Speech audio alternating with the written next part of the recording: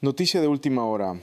Harfuch catea el rancho de Alito Moreno. Domingo 11 de la noche, selva espesa. Un portón de acero negro estalla contra el piso húmedo. Del otro lado comienza el cateo que desentierra una verdad escondida durante años. En pantalla, Omar García Harfuch da la orden final desde su oficina en Ciudad de México. La transmisión es en tiempo real, fría, determinante. Procedan, no dejen nada sin revisar. Dos camionetas negras del Servicio Secreto Mexicano sin placas cruzan a toda velocidad los caminos de tierra que separan a la joya de Ciudad del Sol en el estado de Campeche. La ubicación es tan remota que no figura en Google Maps. Solo los lugareños conocen su nombre verdadero, Rancho Benito Juárez. Pero esta no es una propiedad común. Es un monumento al exceso, una fortaleza invisible, una mentira disfrazada de silencio. Y esta noche el silencio terminó. Durante más de 10 años, este rancho vivió fuera del radar del Estado, oculto no por error, sino por diseño. Un juez lo desapareció de los registros en el sexenio de Enrique Peña Nieto. Notarios cómplices, empresas fantasmas y un hombre, Emigdio Moreno, padre fallecido de Alito, un muerto que legalmente fundó una empresa en 2022. ¿Cómo es posible? Una fachada, una tapadera perfecta. Mientras México combatía el crimen a nivel superficial, aquí bajo las palmeras de Campeche, se construía una mansión de 1,100 metros cuadrados con mármol italiano, lago artificial, cine privado y establos de caballos pura sangre. Y nadie decía nada porque nadie sabía. Hasta ahora, Harfuch no solo encontró el rancho, desmontó el encubrimiento completo. Él y su equipo de inteligencia financiera rastrearon expedientes de corrupción, papeles triturados y firmas falsificadas. Descubrieron la empresa agrícola que no vendía maíz ni soya, vendía tiempo, vendía impunidad. Y detrás de esa empresa, un hombre, Alejandro Alito Moreno, senador, líder del PRI, exgobernador de Campeche, y ahora el protagonista de uno de los cateos más escandalosos del sexenio. Esa noche, mientras los drones rodeaban la propiedad y la lluvia comenzaba a caer sobre el follaje espeso, un portón de lujo se abría a golpes. Ni una luz encendida, ni un solo ruido adentro, solo el olor a humedad, el crujir del metal y la tensión en los ojos de los agentes. Lo que descubrirían al entrar no solo es grotesco, es una prueba, un símbolo, porque este no era solo un cateo, era una sentencia. Pero, ¿qué encontraron exactamente en ese rancho oculto por el poder? Lo que verás a continuación cambiará por completo el caso Alito Moreno. Y apenas estamos comenzando. El aire en Campeche tiene un sabor denso, espeso, a tierra mojada y secretos viejos. En medio de esa humedad constante, entre los caminos irregulares que separan La Joya y Ciudad del Sol, se alza algo que no debería estar ahí.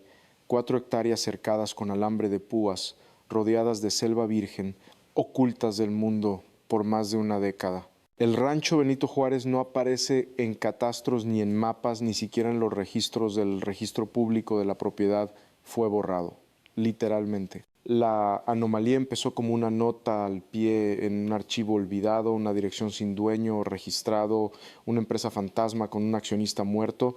Fue ahí donde los analistas de Harfuch, revisando expedientes de corrupción de sexenios pasados, notaron la incoherencia. ¿Cómo puede una empresa ser fundada en 2022 por un hombre fallecido en 2020? El nombre Emigdio Moreno, padre de Alejandro Alito Moreno, un hombre sin voz, sin firma y sin embargo propietario de una fortuna oculta. Había una empresa agrícola en apariencia inocente dedicada a la comercialización de maíz y soya, pero no tenía campos, ni tractores, ni empleados. Solo tenía una cuenta bancaria y una ruta de ingresos desde el gobierno de Campeche, dinero público canalizado hacia el silencio. El rompecabezas comenzó a armarse. Notarios que certificaron firmas inexistentes, jueces que clasificaron direcciones como confidenciales por supuestas razones de seguridad nacional y en el centro del laberinto un solo nombre que se repetía en todos los cruces, Alito. Durante años nadie cuestionó esa propiedad, ni cuando se habló de sus 12 terrenos, ni cuando se catearon otras casas suyas. Este rancho en particular era intocable, invisible, pero Harfuch no buscaba lo visible, buscaba lo oculto. Y con la ayuda de drones, imágenes satelitales, declaraciones de ex trabajadores y testimonios en reserva, su equipo encontró el punto exacto. Coordenadas precisas, camino de tierra, portón de lujo. El rancho estaba ahí, nunca se movió, solo se enterró en papeles falsos y poder prestado. El dato más inquietante no fue su existencia, fue su diseño. Una casa principal de 1,100 metros cuadrados de mármol importado, una casa de visitas de casi 300, estanque de patos, ruedo para caballos, establo con aire acondicionado, una terraza techada con asadores italianos, una cochera con espacio para 20 vehículos. ¿Quién necesita eso?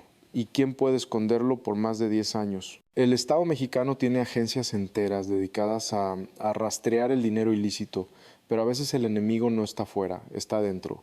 Y en este caso lo estuvo desde el inicio. Pero lo que se encontró adentro iba más allá de cualquier expediente que puede ocultar un político en una caja fuerte en medio de la selva. La respuesta en la próxima parte y no será lo que esperas. La noche del 7 de diciembre fue espesa. El calor no se iba ni con la lluvia. La selva campechana olía a hojas fermentadas y tensión acumulada. Los truenos sonaban a lo lejos, pero lo que estaba por ocurrir haría más ruido que cualquier tormenta. Desde una sala blindada en Ciudad de México, Harfuch miraba la transmisión en tiempo real.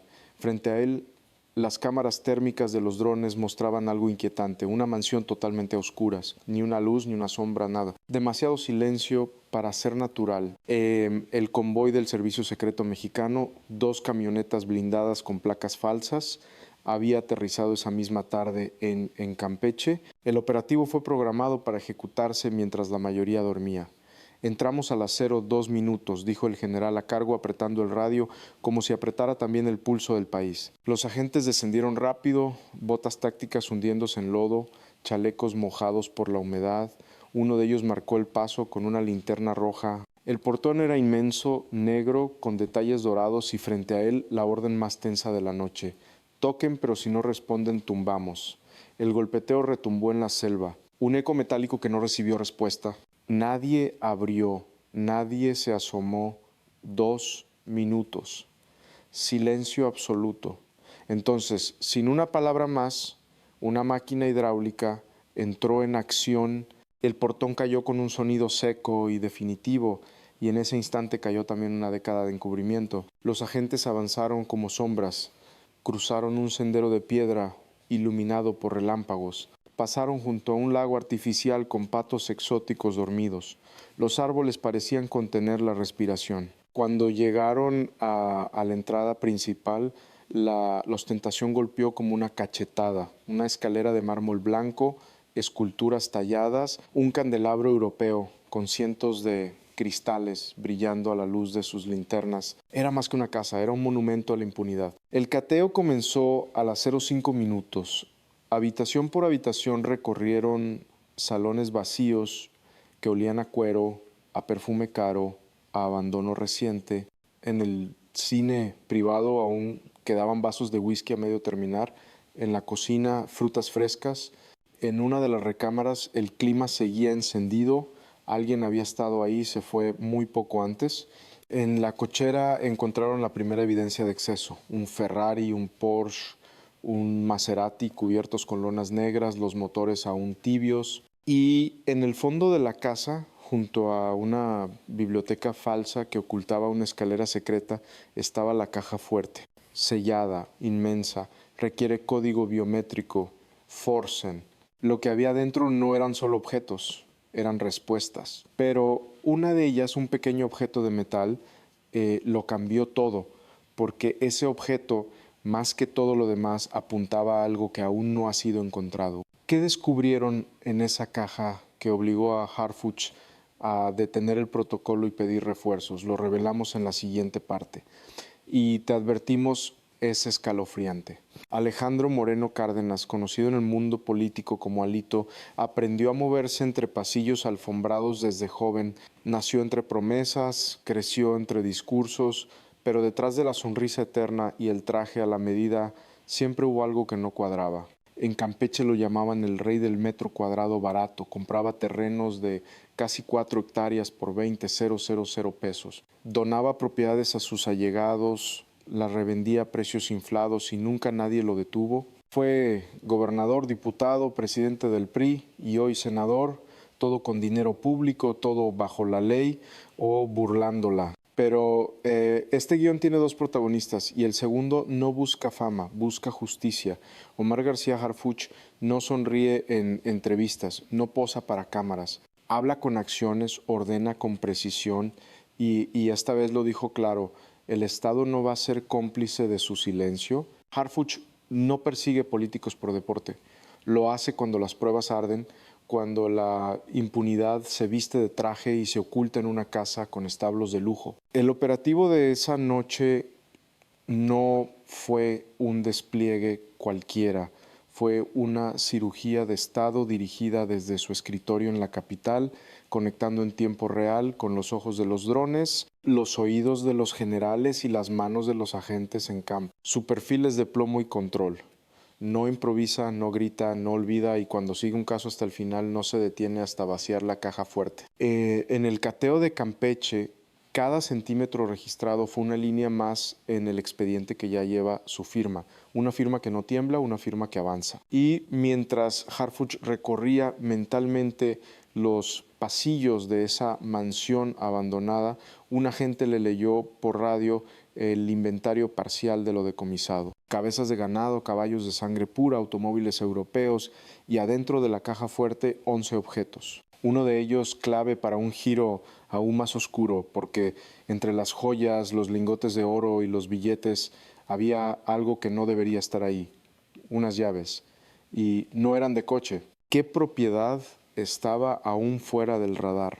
¿Y qué conecta con estas llaves misteriosas? La respuesta está en los documentos triturados y en lo que lograron reconstruir los peritos. Todo comenzó con una carpeta gris, una de tantas que el equipo de inteligencia de Harfuch revisaba en silencio desde un sótano en la Ciudad de México. Archivos antiguos, casos cerrados, expedientes empolvados por el tiempo y por la corrupción, pero ese archivo tenía algo distinto. Una empresa agrícola registrada en Campeche con movimientos bancarios millonarios y con un fundador imposible, Emigdio Moreno, padre de Alito, fallecido en el año 2020. El acta constitutiva decía otra cosa.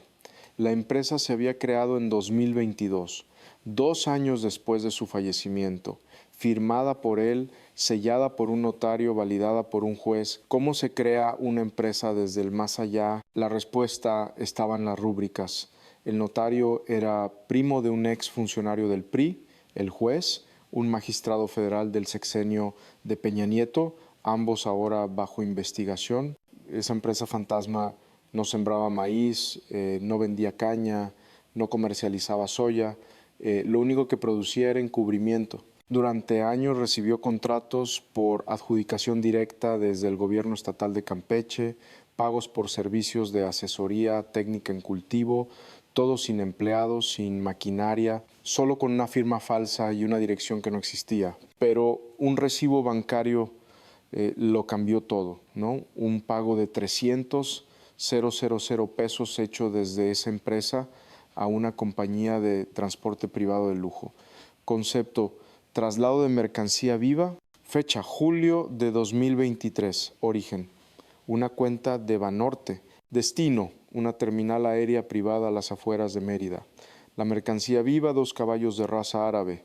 El destino final, el rancho Benito Juárez. El rastro era claro, la empresa era el velo, el rancho el botín y los responsables. Una red que operaba desde el poder más alto hasta el archivo más pequeño. Harfuch armó el mapa completo en solo 10 días. Conexiones entre jueces, notarios, empresas pantalla y exfuncionarios. Todo apuntaba a una sola figura al centro, Alito Moreno. Y aún más inquietante, el cateo reveló otra anomalía. En una bolsa, dentro de un estudio privado junto a documentos triturados, los peritos encontraron una factura parcial. No estaba completa, pero una palabra sí era legible, helipuerto. ¿Qué hacía una factura de helipuerto en una propiedad sin helicóptero?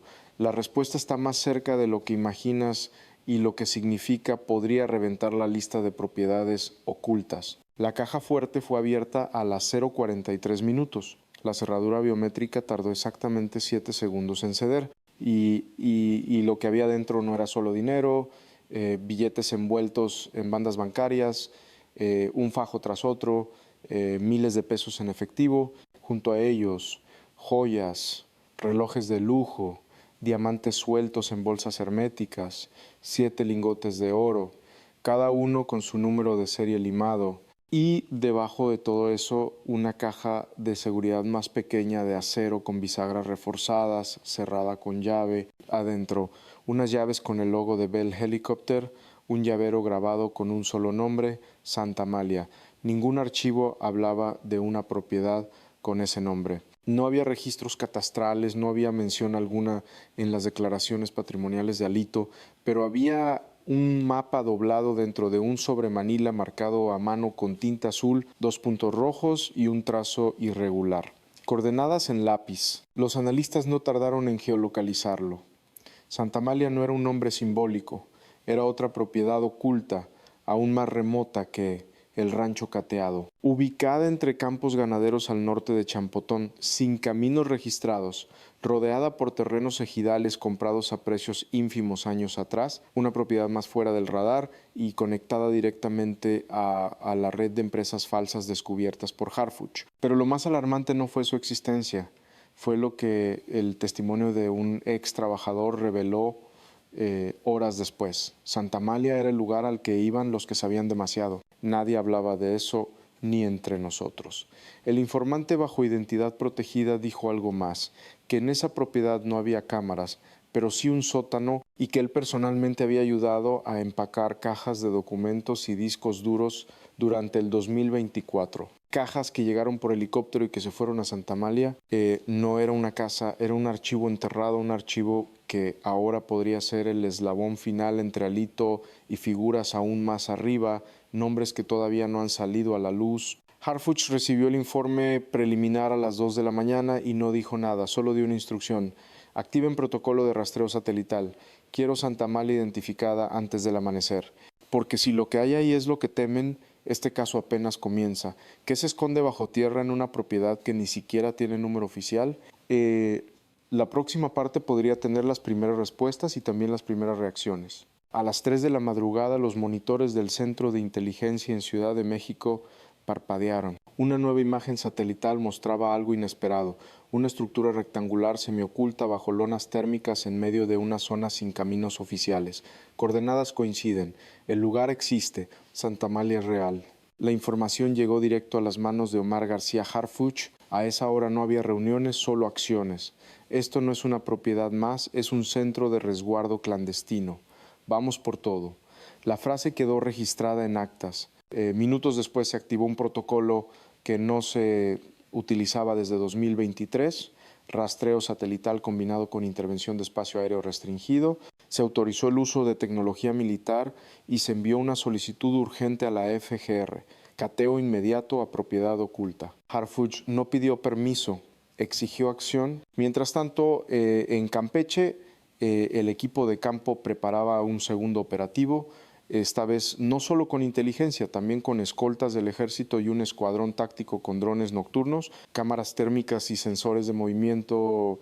La instrucción era clara: entren sin ser vistos, salgan con todo. Desde su sala de situación, Harfuch revisaba cada cuadro, leía transcripciones en tiempo real, verificaba nombres, patrones, fechas, y entonces lanzó una frase que sacudió al equipo. No estamos cazando un político, estamos desmantelando un sistema, porque las pruebas ya no hablaban solo de Alito, hablaban de una red completa de encubrimiento financiero, jurídico y operativo, notarios cómplices, jueces, pantallas, testaferros, todos alineados por una lógica: proteger el poder acumulado. Los mensajes de Harfuch comenzaron a circular entre altos mandos.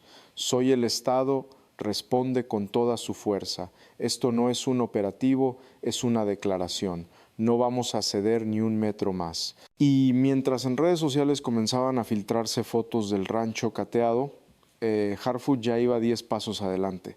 La atención del país estaba en los autos de lujo, Él estaba tras los nombres, detrás del oro, porque lo que se esconde en Santa Amalia, según los nuevos documentos reconstruidos por los peritos, podría implicar incluso a exfuncionarios federales, figuras del pasado que aún mueven hilos en el presente. Y entonces llegó el dato que nadie esperaba, una copia parcial de una credencial del INE, empapada en humedad, rescatada entre papeles triturados.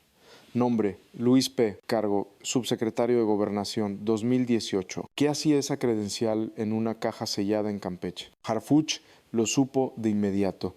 El cateo destapó algo más que corrupción, destapó memoria y esa memoria ahora está en manos del Estado. ¿Qué tan arriba llegan las conexiones de Alito y quiénes sabían de Santa Amalia y callaron? Lo sabremos muy pronto. La mañana siguiente Campeche no despertó igual. Los diarios locales ya hablaban de un operativo fuera de protocolo. En redes, las fotos del Ferrari y los lingotes de oro comenzaron a circular y en los pasillos del poder el silencio se volvió sospecha. Algo se quebró, no solo en la imagen pública de Alito Moreno, sino en el sistema que lo sostenía, porque lo que decomisaron esa noche no fue solo riqueza, fue evidencia. Y la evidencia habla, los peritos forenses confirmaron que algunos de los documentos triturados rescatables tenían nombres de donatarios políticos, personas que habían recibido terrenos, vehículos o dinero bajo esquemas triangulados. 3 de ellos aún están activos en el Senado. Uno es actual delegado federal, otro dirige una comisión en la Cámara de Diputados. Los teléfonos hallados en la propiedad, al ser reactivados, comenzaron a enviar alertas a sus antiguos contactos. Mensajes como, no hables, quema lo que tengas, ya nos cayeron, pero ya era tarde porque el cateo no solo abrió una caja fuerte, abrió una grieta en el PRI. Viejos aliados comenzaron a deslindarse de Alito en público. Una senadora pidió su renuncia inmediata al partido. Un exgobernador filtró audios donde se escuchan conversaciones sobre blindajes jurídicos para propiedades irregulares. El miedo cambió de bando. En Campeche, ex trabajadores del rancho comenzaron a hablar. Testigos protegidos relataron cómo se movía efectivo en maletas, cómo se pagaban favores en joyas y cómo cada mes llegaba un helicóptero blanco que nunca aterrizaba en pista registrada. Uno de ellos, un joven jardinero, dijo una frase que quedó registrada en video. A veces traían cajas, otras veces se llevaban bolsas, pero nunca sabíamos quién venía. Siempre bajaban con pasamontañas. ¿Quién tenía el poder de llegar volando y no dejar huella? Mientras tanto, el SAT y la UIF activaron auditorías paralelas. Las cuentas ligadas a la empresa fantasma agrícola fueron congeladas. Se hallaron transferencias cruzadas con cuentas en Belice y Panamá. En menos de 24 horas, el círculo financiero de Alito colapsó y con él parte de su red de protección política. Pero lo más alarmante fue lo que ocurrió a las 9:12 de la mañana. Una llamada anónima llegó al centro de inteligencia de Harfuch. Voz distorsionada, frase breve. Santa Amalia no es la única, hay otra más. Está en Mérida y ahí hay videos. La llamada fue rastreada, pero se cortó antes de identificar el origen. ¿Qué contienen esos videos y qué tan lejos están dispuestos a llegar para que no salgan a la luz? Eso lo veremos en la siguiente parte. Al amanecer del 8 de diciembre, el nombre de Alito Moreno era tendencia nacional, no por una iniciativa, no por un discurso, sino por el cateo que lo desnudó frente al país. Imágenes del rancho circularon por todos los canales y en los noticieros un solo rostro dominaba la narrativa institucional. Omar García Harfuch, con su voz firme desde la sede de inteligencia, dijo: lo que vimos en Campeche no es nuevo. Lo nuevo es que esta vez no vamos a mirar hacia otro lado. La declaración fue transmitida en vivo y resonó como una sentencia. En el Senado, los aliados de Alito intentaron frenar el golpe, negaron, minimizaron, cuestionaron el operativo, pero la evidencia era aplastante. Las imágenes del Ferrari, las llaves del helicóptero, la credencial de un ex subsecretario, ya nadie podía decir que no sabía. Analistas comenzaron a hablar de una nueva operación limpieza dentro del sistema. Columnistas insinuaron que Santa Amalia no es el final, sino el primer dominó. Y al interior del partido varios se preparan para saltar del barco antes de que se hunda por completo. Porque si algo quedó claro después del cateo es esto: Alito no actuó solo. Una red lo protegía, una red lo financiaba y esa red ya empezó a romperse. Pero mientras las élites se tambalean en Campeche, en La Joya, en Ciudad del Sol, la gente habla con miedo, con esperanza. Un hombre mayor, vecino del rancho, se acercó a los agentes del operativo y preguntó algo que duele más que cualquier cosa.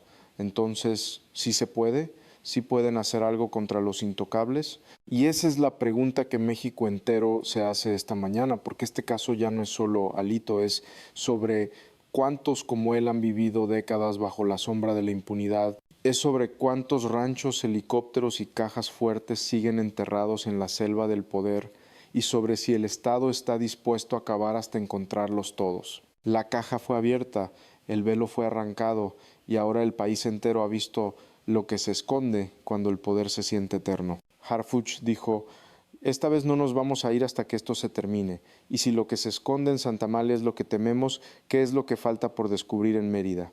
Porque cuando el Estado despierta, ni el lujo, ni las mentiras, ni la muerte pueden volver a ocultarlo todo.